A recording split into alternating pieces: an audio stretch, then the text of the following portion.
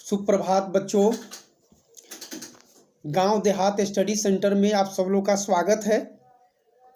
बच्चों, अभी हम लोग कक्षा 10 के हिंदी साहित्य काव्य खंड पढ़ रहे हैं। इसके पहले हम काव्य खंड का प्रथम पाठ पढ़ा चुके हैं। आप लोग जाके डिस्क्रिप्शन में लिंक है, आप लोग जाके उसको देख सकते हैं, जिसका नाम है राम नाम बिनु बिरथे जग जन्मा। यह प्रथम पाठ है, इसको हम पढ़ा चुके हैं। आज हम लोग दूसरा पाठ पढ़ेंगे, जिसका नाम है प्रेम अयनी श्री राधिका। प्रेम अयनी श्री राधिका। बच्चों, इसके लेखक हैं रसखान जी। आप लोग यहाँ पे देख सकते हैं, आप लोग भी अपनी किताब में देखिए। ठीक है, दिखाई दे रहा है। इस चैप्टर का नाम है, इस पाठ का नाम है प्रेम अयनी श्री राधिका। इसके लेखक हैं रसखान जी। बच्चों, रसखान जी लेखक के बारे में सबसे पहले हम लोग जानते हैं कि रसखान जी किस तरह के लेखक हैं, इनकी क्या कृतियां हैं। तो कविता शुरू करने से पहले इनकी दोहा हैं। ये दोहा समैया जो है, इसको शुरू करने से पहले हम लोग रसखान जी के बारे में पहले कवि परिचय जान ले। और कवि परिचय एग्जाम की दृष्टि से बहुत ही महत्वपूर्ण है, बहुत इम्पोर्टेंट है। आपके परीक्षा में सीधे कवि परिचय से सवाल आता है। इसलिए बच्चों, कवि परिचय को बहुत ही ध्यान से पढ़िए, बहुत ही शांत मन चित करके कवि परिचय का आप पढ़ाई कीजिए। ठीक है। और इस रसखान कवि के बारे में हम मात्र आपको गिने चुने, अभी जो लेखक का जो परिचय दिया हुआ है, इसमें से हम 11 मुख्य बिंदु को हम छांटे हुए हैं। 11 मुख्य बिंदु इनका जो है उसको हम अलग किए हुए हैं, जिसको आपको परीक्षा में इसी 11 बिंदु में से आपको परीक्षा में पूछा जाएगा। बस इस 11 बिंदु को आप रट जाइए या याद कर लीजिए। ये कवि परिचय रसखान जी के मात्र 11 मुख्य बिंदु है। ठीक है, आप लोग नोट करते जाइए। बच्चों, लिखिए, कागज पेन लीजिए, लिखिए, जोश और जुनून के साथ लिखिए, हौसले के साथ लिखिए। ठीक है, तब जाके आपका इस साहित्य में आपका स्कोरिंग बढ़िया होगा। अगर साहित्य में हिंदी आपकी अपनी भाषा है, अगर इसमें आप स्कोरिंग करना चाहते हैं, आप चाहते हैं आपका नंबर 70+ आए, अच्छी स्कोरिंग करना चाहते हैं, तो आपको इस काव्य खंड को बहुत शानदार तरीके से पढ़ना होगा और वीडियो शुरू से अंत तक देखना होगा। वीडियो बीच में छोड़िएगा। ये काव्य खंड है, आप बहुत सारे चीज को भूल जाइएगा, आप गड़बड़ हो जाइएगा। ठीक है, इसलिए काव्य खंड का वीडियो शुरू से अंत तक देखिए। चलिए, हम रसखान के बारे में आप लोग को बिना विलंब किए हम बताते हैं। ठीक है, आइए नोट करते जाइए। सबसे पहले ऊपर में लिखिए कवि परिचय। ऊपर में लिखिए कवि परिचय, देख के अंडरलाइन कर दीजिए। कवि परिचय लिख के अंडरलाइन कर दीजिए। 1 नंबर पॉइंट लिखिए रसखान, डैश दे के लिखिए कृष्ण भक्त मुस्लिम कवि। डैश दे के लिखिए कृष्ण भक्त मुस्लिम कवि। आपसे सवाल पूछा जाएगा, रसखान कैसे कवि थे? तो यह कृष्ण भक्त मुस्लिम कवि थे। 2 नंबर जन्म।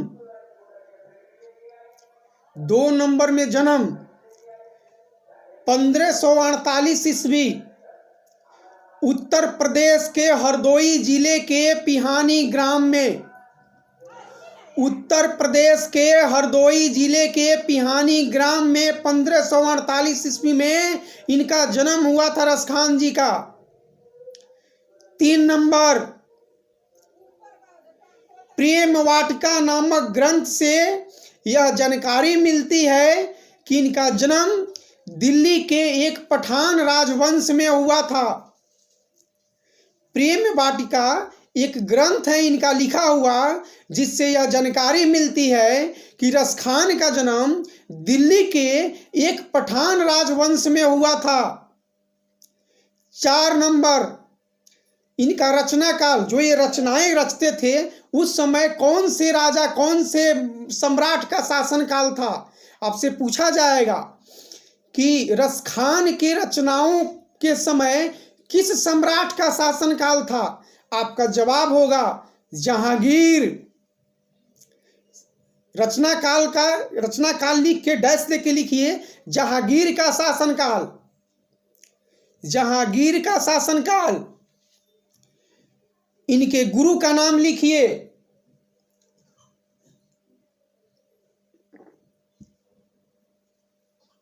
रसखान जी के गुरु का नाम लिखिए विठलनाथ।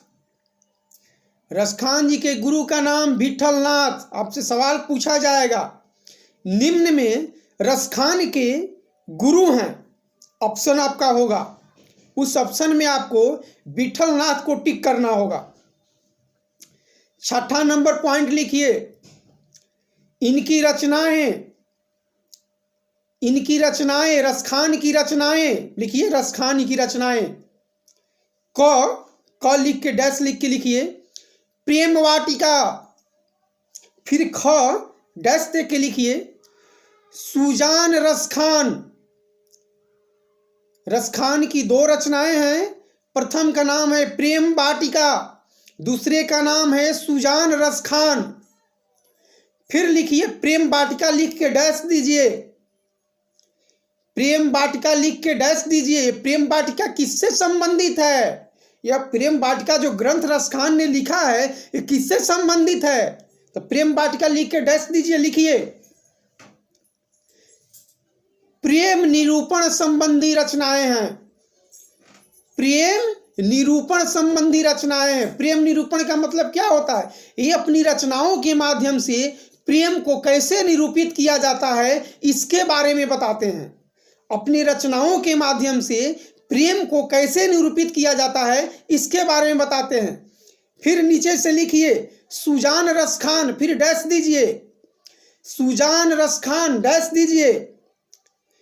कृष्ण भक्ति संबंधित रचनाएं हैं। भगवान श्री कृष्ण के भक्ति के संबंध में इसमें रचनाएं लिखी गई हैं। इनकी 2 रचनाएं हैं रसखान की, एक प्रेम वाटिका और दूसरा है सुजान रसखान। प्रेम वाटिका में प्रेम को निरूपण संबंधित रचनाएं हैं, जबकि सुजान रसखान में कृष्ण भक्ति संबंधी रचनाएं हैं। बच्चों ये पॉइंट बहुत ध्यान से सुनो। रसखान की 2 रचनाएं हैं, प्रेम वाटिका और सुजान रसखान। प्रेम वाटिका में प्रेम के निरूपण संबंधी रचनाएं हैं, जबकि सुजान रसखान में कृष्ण भक्ति से संबंधी रचनाएं हैं। ये आपके सब्जेक्टिव क्वेश्चन में भी बहुत मदद करेगा, इसलिए ध्यान से सुनो। बार बार कह रहे हैं कि ये बहुत ही इंपॉर्टेंट कविता है आपके एग्जाम की दृष्टि से। ये समझ लो कि इसमें से आपका प्रश्न छपा हुआ है, आपके परीक्षा में इसमें से प्रश्न छपा हुआ है। ध्यान से सुनिए। 9वां नंबर पॉइंट नोट कीजिए। रसखान किस प्रकार के रचनाओं में सिद्धि प्राप्त थी? रसखान को किस प्रकार की रचनाओं में सिद्धि प्राप्त थी? तो ये सवैया छंद लिखने में इनको सिद्धि प्राप्त थी। रसखान को सवैया छंद लिखने में इनको सिद्धि प्राप्त थी। आपसे पूछा जाएगा सवाल, रसखान को सिद्धि प्राप्त थी तो सवैया छंद लिखने में। रसखान को किनमें सिद्धि प्राप्त थी? तो सवैया छंद लिखने में। रसखान के कविता की भाषा क्या थी? 10 नंबर पॉइंट लिखिए। रसखान की कविता की भाषा क्या थी? ब्रज भाषा। रसखान की कविता का भाषा था ब्रज भाषा। ब्रज का मतलब ब्रज भूमि। ब्रज भूमि में ही भगवान श्री कृष्ण वासुदेव रहते थे। ब्रज भूमि में ही भगवान श्री कृष्ण रहते थे और भगवान श्री कृष्ण ब्रज भाषा बोलते थे। तो रसखान जो है भगवान श्री कृष्ण से ही प्रेम करते हैं, भगवान श्री कृष्ण से ही इनकी लगाव है, इसीलिए यह ब्रज भाषा में ही अपनी सारी रचनाएं लिखे। तो रसखान की रचनाएं कौन सी शैली में कौन सी भाषा में लिखी गई है? आपका जवाब होगा ब्रज भाषा में लिखी गई है। 11 नंबर पॉइंट लिखिए। इन मुस्लिम हरिजन पे कोटिन हिंदू वारिये। इन मुस्लिम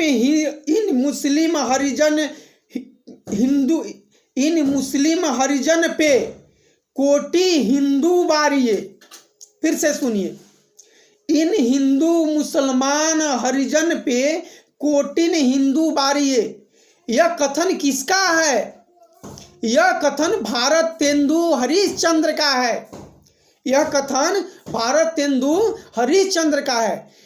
रसखान के कविताओं से मंत्रमुग्ध होके हरिश्चंद्र जो है, भारतेंदु हरिश्चंद्र, बच्चों एक नया चीज आप जान लीजिए, साहित्य के मातृभाषा के जन्मदाता के फादर ऑफ नेशन और हिंदी लिटरेचर को कहा जाता है भारतेंदु हरिश्चंद्र। भारतेंदु हरिश्चंद्र को हिंदी भाषा के जन्मदाता के रूप में कहा जाता है, उनके पिता कहा जाता है। ठीक है, भारतेंदु हरिश्चंद्र को।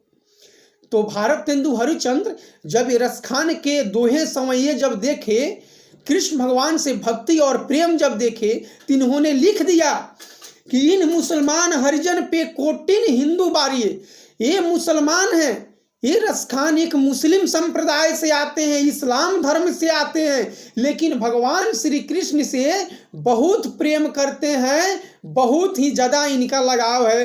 ये भगवान श्री कृष्ण और राधा के प्रेम के बारे में लिखते हैं। इनकी रचनाएं में भगवान श्री कृष्ण और राधा के प्रेम के बारे में जानकारी मिलता है। ठीक है, चलिए, एक कवि परिचय हो गया। 11 मिनट आपके कवि परिचय पे इतना लेक्चर हुआ। बच्चों, इस 11 मिनट को मत व्यर्थ जाने देना, आपके परीक्षा के दृष्टि से बहुत महत्वपूर्ण है बच्चों, इसको कभी व्यर्थ मत जाने देना 11 मिनट मेरा ये। अब आते हैं हम लोग कविता के ऊपर। अब रसखान जी क्या क्या लिखते हैं भगवान श्री कृष्ण और राधिका के प्रेम से संबंधित बातों को, आइए अब हम लोग इसको देखते हैं। चलिए अब हम लोग कविता के तरफ आते हैं। आप लोग भी किताब निकाल के देखिए, यहाँ से कविता अब शुरू हो रहा है। ठीक है, चलिए अब हम लोग कविता के तरफ हम लोग आते हैं। प्रेम ऐनी श्री राधिका, प्रेम ऐनी श्री राधिका। ऐनी का मतलब क्या होता है? खजाना। ऐनी का मतलब खजाना।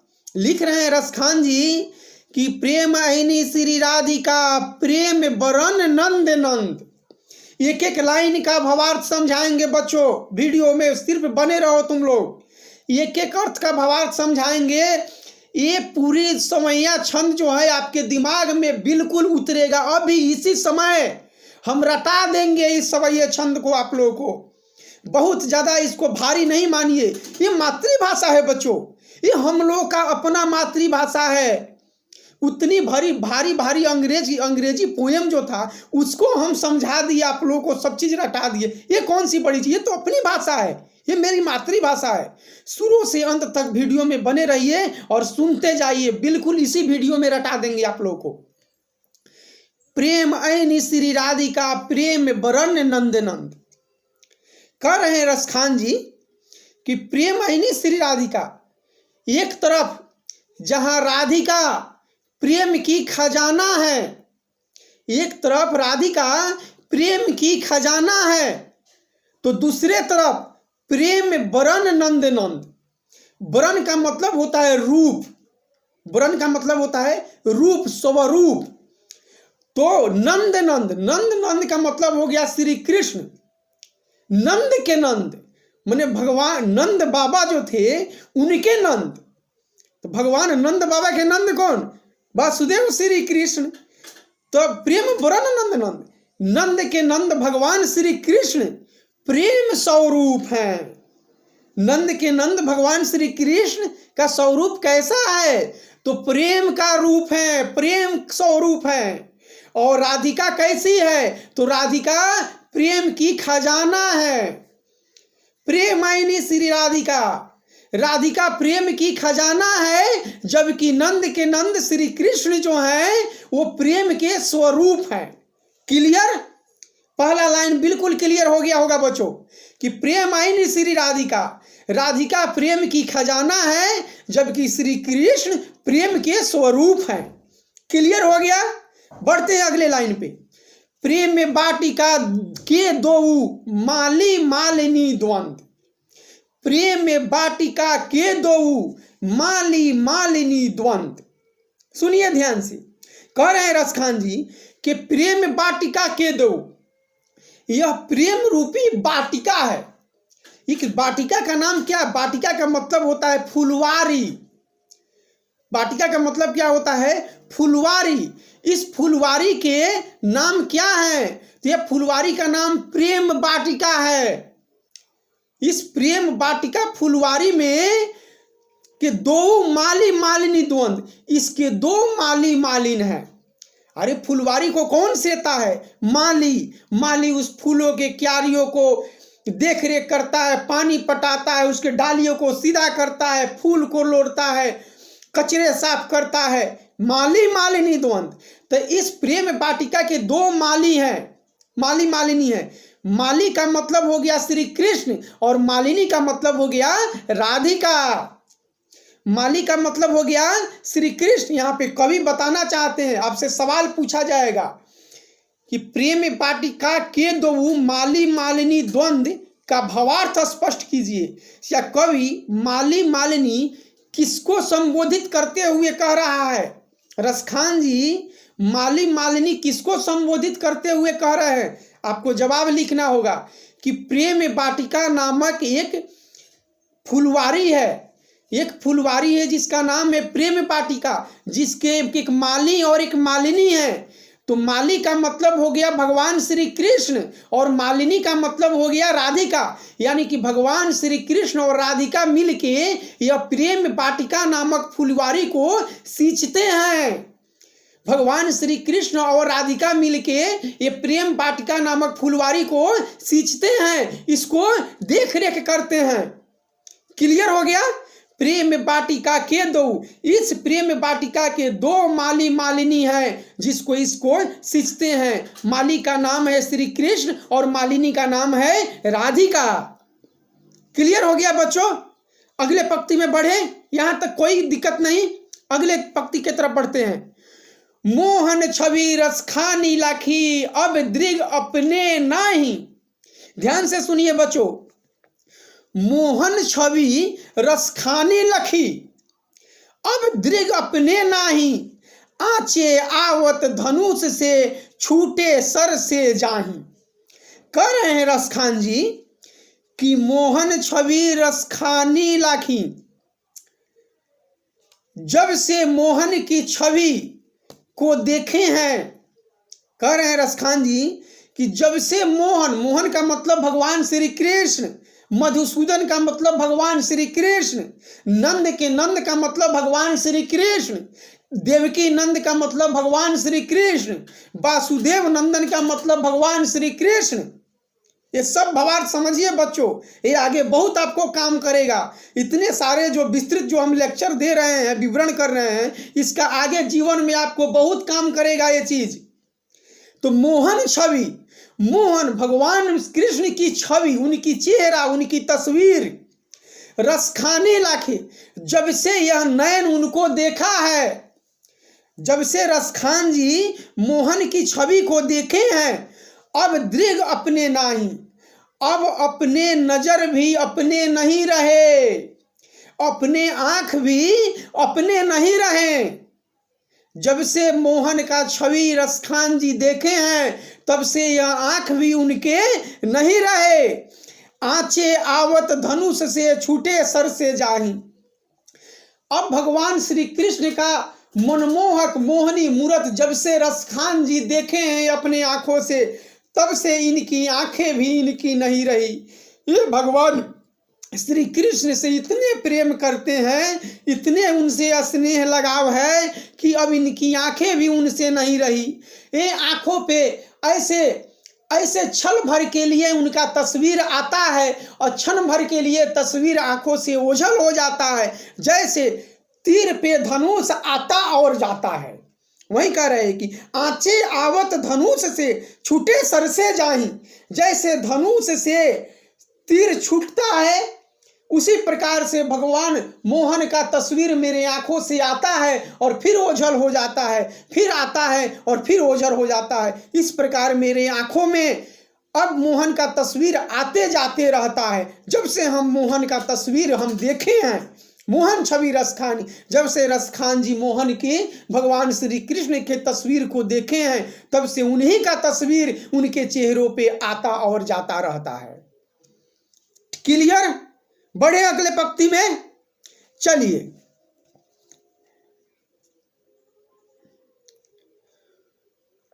मोह मन मानिक ले गयो चित चोर नंद नंद। मोह मन मानिक ले गयो चित चोर नंद नंद। जब से भगवान श्री कृष्ण का चेहरा छवि हम देखे हैं, तब से यह मेरा चित चोरी हो गया है। ये नंद के नंद श्री कृष्ण जो है मेरे मन को चुरा लिए हैं। चित चोर, चित का मतलब होता है मन, मेरे मन को चुरा लिए हैं। मेरा मन चुरा लिया गया है किसके द्वारा? नंद के नंद द्वारा, मतलब भगवान श्री कृष्ण के द्वारा मेरे मन को चुरा लिया गया है। भगवान श्री कृष्ण के द्वारा मेरे मन को चुरा लिया गया है। अब बेमन मैं क्या करूं? अब मेरी कोई इच्छा नहीं है, अब बेमन मैं हो गया हूं। मेरा मन तो भगवान श्री कृष्ण में रम गया, मेरा मन तो भगवान श्री कृष्ण में ही रमता चला गया। मैं उनके छवि के आगे ही नतमस्तक होता हूं, मैं उनके छवि ही दिन रात निहारते रहता हूं। मेरा मन को चोरी करके ले गए, चित चोर ले गए, नंद के नंद ले गए, मेरे मन को चोरी करके ले गए। अब मैं बेमन हो गया हूं, अब मेरा कोई इच्छा नहीं है इस संसार में। अब मेरा मन जो है निस्वार्थ हो गया है, निष्भाव हो गया है। मेरे मन में किसी प्रकार की कोई अब स्वार्थ नहीं है, मेरा मन बेमन हो गया है। अब बेमन मैं क्या करूं? फरी फेर के फंद। अब मेरा मन चित चोरी हो गया है। अब मेरे इस फेर में हम पड़ गए कि नंद के नंद जो है मेरे मन मेरे चित्त को चुरा लिए। एक ऐसी फंदा में हम पड़ गए। अब तो मेरा कुछ रहा ही नहीं, अब तो मेरा कुछ रहा ही नहीं। अगला पंक्ति देखिए। प्रीतम नंद किशोर, प्रीतम नंद किशोर। नंद किशोर का मतलब होता है कि नंद बाबा के बेटे भगवान श्री कृष्ण। प्रीतम मतलब उनसे प्रेम करते हैं भगवान श्री कृष्ण से। जा दिन ते नैनीन लगियो, जिस दिन से भगवान श्री कृष्ण से हमारी नैने लगे हैं, हमारी आंखें उनको देखे हैं, उनकी छवि हमारी आंखें देखी है, उसी समय से हमारा मन उनसे, मेरा प्रेम उनसे लग गया है। मन पावन चित चोर, और मेरा मन बिल्कुल शांत चित हो गया है। पावन मतलब पवित्र, मेरा मन बिल्कुल पावन पवित्र, मेरे पवित्र मन को चितचोर वो चुरा के लेके चले गए। पलक ओट नहीं करी सको। और जब भी मैं उनके तस्वीर को देखता हूँ, ऐसा लगता है कि टकटकी निगाह लगा के मैं उनके तस्वीर को निहारते रहूँ, मैं उनके तस्वीर को निहारते रहूँ। मैं कभी भी अपने पलकों को नहीं टपकाऊँ, मैं अपने पलकों को कभी भी नहीं छपकाऊं। हमेशा लगातार टकटकी लगा के मैं उनके तस्वीर, मोहनी मूरत को मैं लगातार देखता रहूं। ये कह रहे हैं रसखान जी कि मेरा प्रेम उनसे ऐसा लग गया है कि मेरा मन, मेरा चित्त चुरा के ले गए नंद के नंद। अब बेमन मैं हो गया हूं, अब मेरा मन में कुछ भी नहीं रहा है। जब से भगवान श्री कृष्ण की मोहनी मूरत देखे हैं, तब से मेरा मन उन्हीं में रम गया है। ऐसा लगता है कि टकटकी लगा के मैं उन्हीं के तस्वीरों को निहारता रहूं, टकटकी लगा के मैं उन्हीं के छवियों को मैं देखता रहूं। पलट ओट नहीं करे, मेरा पलक जो है बिना झपकाए, बिना पलक को झपकाए मैं लगातार उन्हीं को निहारता रहूं, लगातार उन्हीं के तस्वीर को, उन्हीं के छवियों को मैं निहारता रहूं। ऐसा रसखान जी कहते हैं भगवान श्री कृष्ण के प्रेम के बारे में। ठीक है। अब इसकी दूसरी एक, इसी दोहा, इसी समय में एक दूसरा मतलब एक भाग है, आप लोग यहाँ से देख सकते हैं। करिल के कुंजन दिखाई दे रहा है, देख रहे हैं? करिल के कुंजन, करिल के कुंजन। अब इसमें दो गो छंद है, इसको हम लोग, दो गो समैया है, इसको हम लोग देख लेते हैं। कह रहा है, या लकुटी अरु कमरिया, या लकुटी अरु कमरिया पर राज तीहूं पूर की तजी डारो। कह रहे हैं रसखान जी कि या लकुटी अरु कमरिया पर राज तीहूं पूर की तजी डारो, आठहूं सिद्धि नौ निधि को सुख नंद की गाई चराई बिसारो। देखिए रसखान जी क्या कह रहे हैं, ध्यान से सुनिए बच्चों, बहुत इंपॉर्टेंट है, भावार्थ लिखने को आएगा आप लोगों को। या लकुटी अरु कमरिया, यदि भगवान श्री कृष्ण जब जाते थे, गैया चराने जब जाते थे, तो हाथ में लाठी और कंबल लेके जाते थे गाय को चराने के लिए। भगवान श्री कृष्ण ब्रज में जब रहते थे, तो जब गाय को चराने के लिए जाते थे, तो हाथ में लाठी और कंधे पे कंबल लेके गैया चराने के लिए जाते थे।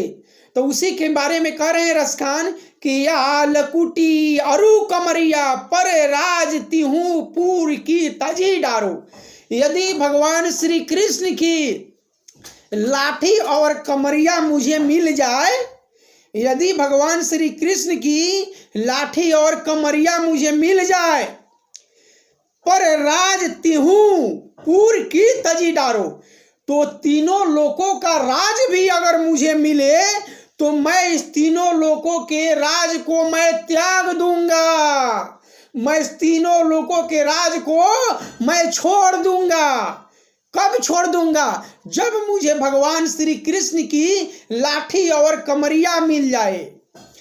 आप लोग लिखिएगा कि यदि भगवान, रसखान जी कहते हैं कि यदि भगवान श्री कृष्ण की लाठी और कमरिया मुझे मिल जाए, तो तीनों लोकों के राज को मैं त्याग दूंगा, मैं छोड़ दूंगा। क्लियर? चलिए, आठों सिद्धि नौ निधि के सुख नंद की गाई चराई बिसारो। दूसरा पंक्ति ध्यान से सुनिए बच्चों, आठों सिद्धि नौ निधि को सुख नंद की गाई चराई बिसारो। अगर नंद बाबा के गाय जो हैं, जिस गाय को नंद बाबा चराते थे, गैया चराते थे, श्री कृष्ण जिस गैया को चराती थी, अगर वो गैया मुझे मिल जाए, गाय चराई बिसारो, अगर वो गैया चराने के लिए मुझे मिल जाए, तो आठों सिद्धि और नौ निधि का सुख संपदा सर्वस्व जो है, मैं उसको त्याग दूंगा, मैं उसको छोड़ दूंगा। कह रहे हैं रसखान जी कि जिस गैया को नंद बाबा चराया करते थे, जिस गैया को भगवान श्री कृष्ण मोहन चराया करते थे, अगर वो गैया मुझे चराने को मिल जाए, तो आठों सिद्धि के और नौ निधियों के सुख संपदा जो है, मैं त्याग दूंगा, मैं छोड़ दूंगा। मुझे नहीं चाहिए, मुझे सिर्फ नंद बाबा के गैया दिला दो, मुझे भगवान श्री कृष्ण की लाठी और कमरिया दिला दो, मुझे तीनों राजों का ये राज सुख नहीं चाहिए। आठों सिद्धि और नौ निधियों का सुख मुझे नहीं चाहिए। क्लियर? बढ़ते हैं अगले पंक्ति के तरफ। रसखानी का बोइन आखिन सो ब्रज के बनबाग लताड़ निहारो। ध्यान से सुनिए बच्चों, क्या कह रहे हैं रसखान जी। रसखानी का बो इन आखिन सो ब्रज के बनबाग तड़ाग निहारो, कोटिक रो कल धौत के धाम करील के कुंजन ऊपर वारो। कह रहे हैं रसखान जी,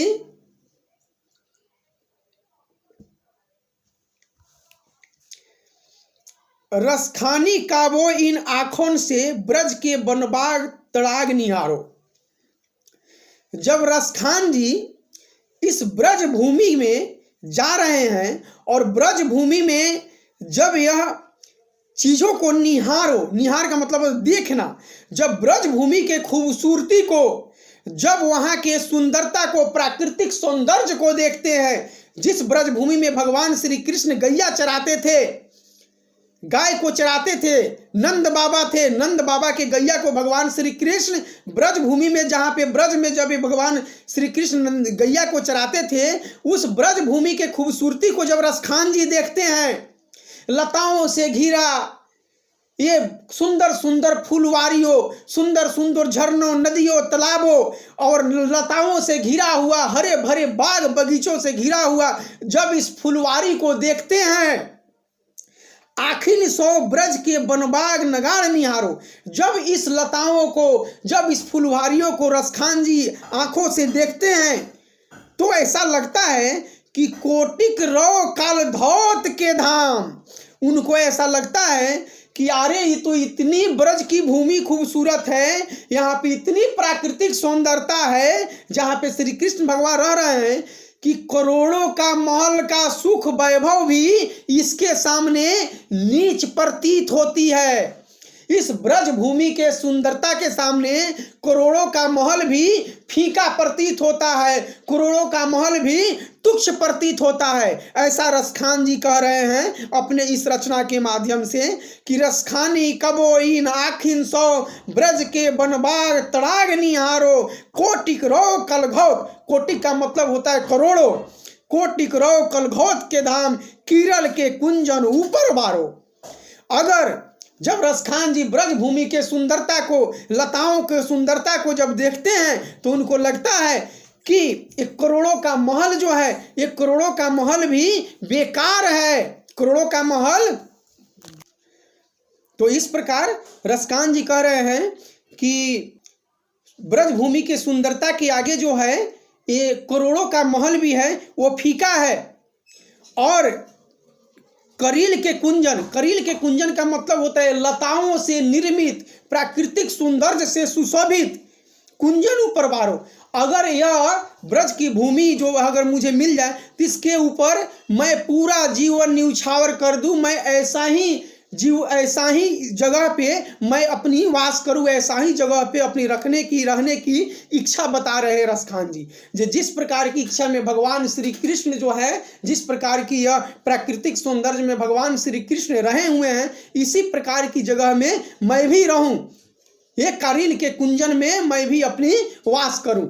इस प्रकार से रसखान जी जो हैं एक करील के कुंजन के ऊपर अपना बात रख रहे हैं। और प्रेम और श्री राधिका के बीच में एक कैसा घनिष्ठ प्रेम है, माली मालिनी जैसे ये फुलवारी के बारे में संबोधित करते हुए, माली मालिनी के उपमा देते हुए यह दोहा लिखे हुए हैं रसखान जी। मैं उम्मीद करता हूँ कि बच्चों जो भी भावार्थ हम आप लोग को समझाए हैं आप लोग को अच्छा लगा होगा। आप लोग अगर वीडियो अच्छा लग रहा है तो आप लोग कमेंट कीजिए। आप लोग का कमेंट का बेसब्री से इंतजार रहता है बच्चों। कहीं से किसी प्रकार की कोई अगर अशुद्धता अगर नज़र आती है आप लोग कमेंट कीजिए। आप लोग का कमेंट सर आँखों पे है, हम उसमें सुधार करने का प्रयास करेंगे। ठीक है बच्चों, और आप लोग वीडियो को लाइक कीजिए, वीडियो को सब्सक्राइब कीजिए। इस प्रकार से हर एक एक करके हम आपके काव्य खंड का वीडियो हम अपलोड करते रहेंगे और आप लोग तक यह काव्य खंड पूरा एकदम कंप्लीट कराएंगे, पूरा एकदम कंप्लीट कराएंगे। जब काव्य खंड कंप्लीट हो जाएगा तो हम इसके सवाल जवाब भी आप लोग को कराएंगे। हम उम्मीद करते हैं कि शुरू से अंत तक अगर आप वीडियो देख लेते हैं तो इससे संबंधित सब्जेक्टिव और ऑब्जेक्टिव क्वेश्चन आप बहुत शानदार तरीके से लिखेंगे। आपका स्कोरिंग बढ़िया होगा, बहुत बढ़िया होगा। इसलिए बच्चों वीडियो को लाइक कीजिए, ये आप लोग का अपना चैनल है, इसको सब्सक्राइब कीजिए। इसी के साथ बोलिए सब लोग मिलके जय हिंद।